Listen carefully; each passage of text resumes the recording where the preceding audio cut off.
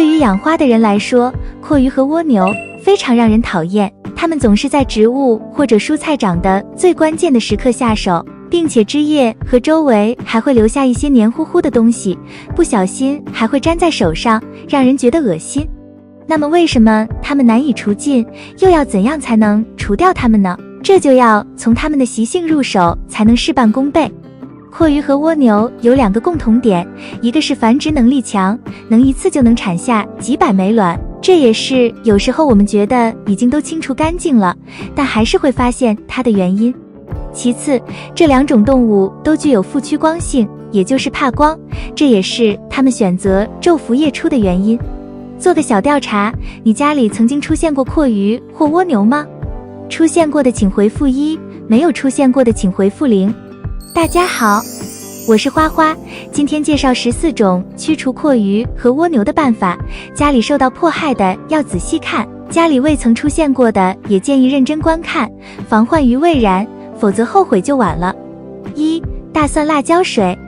辣椒水和大蒜水都具有很强的刺激性，而蜗牛和鼻涕虫的皮肤非常敏感，接触到辣椒水后，身体会变得僵硬，行动会变得迟缓，会导致蜗牛和鼻涕虫因新陈代谢异常而死亡。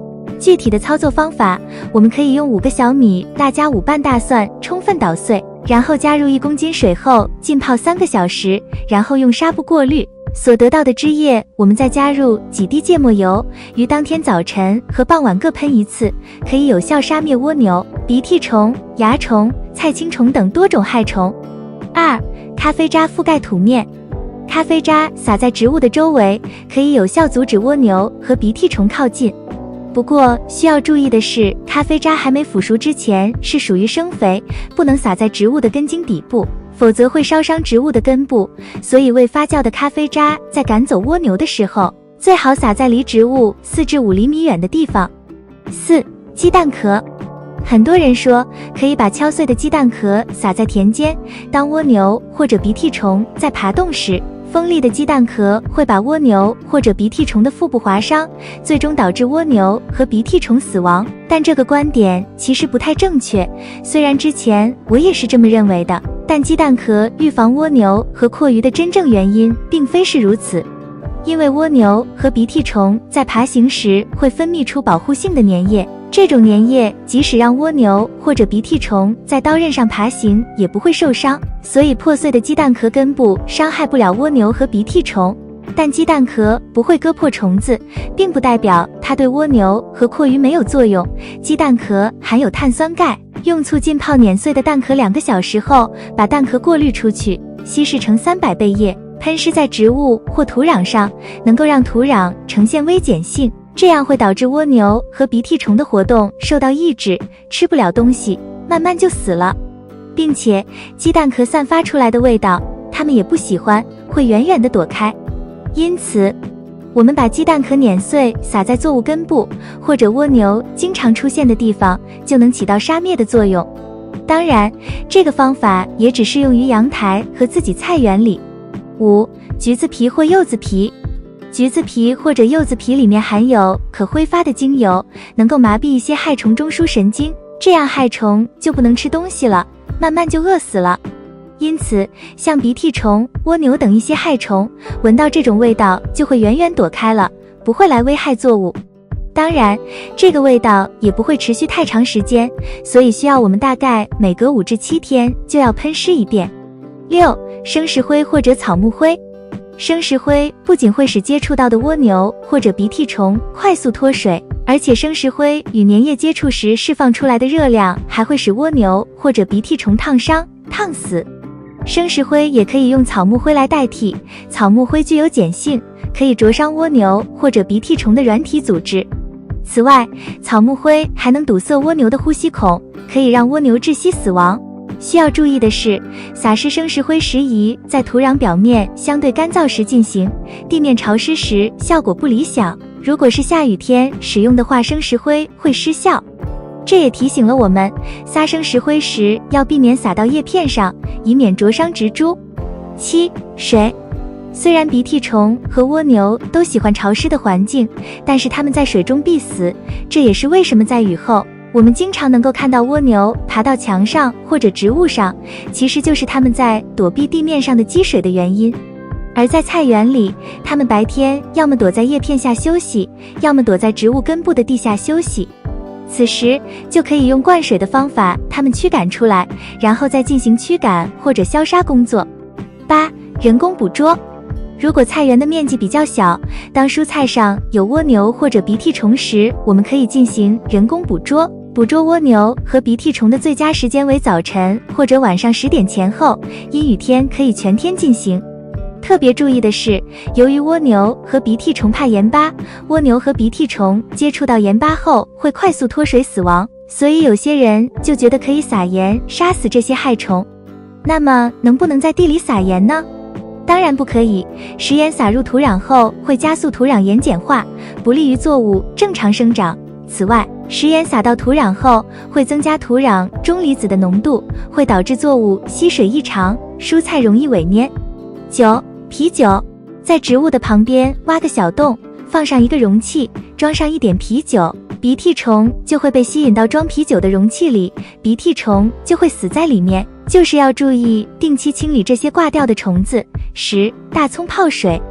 蜗牛和鼻涕虫对大葱、大蒜、韭菜、番茄叶等具有挥发性气味的植物有一定趋避性，因此我们可以用上面这些植物来泡水24小时，取上清液喷在花盆里和菜园里，能够起到驱避作用。不过这个味道不会持续太长时间，我们每隔几天就要重新喷一回。11. 硅藻粉。还有一种比较实用的材料，撒在植物周围，对蜗牛和鼻涕虫有很好的防治效果，就是常见的硅藻粉，也叫硅藻土。它不仅可以防止蜗牛鼻涕虫入侵，也能很好的防止各种地下虫子靠近，包括常见的臭虫、鼠妇、潮虫、蜈蚣等。12. 玉米粉。还有花友说玉米面粉也有一定的效果，但是撒了玉米面粉后，前1-2天先不能浇水。鼻涕虫、细钻螺或蜗牛吃了玉米面粉之后，就很容易失水挂掉。它的优点就是对盆栽或地栽的植物没有害处，但缺点就是玉米粉有招惹老鼠的风险。13. 光照。蜗牛和鼻涕虫都有负趋光性，所以它们昼伏夜出，可以利用它们白天休息的特点，将它们逼出来。方法也很简单，在蔬菜所在的地面上铺一层反光膜，这样可以将阳光反射到叶片的底部，让这些藏在里面躲避烈日的蜗牛就不得不出来。一旦蜗牛出来，在太阳直射下，它们很快就会死亡。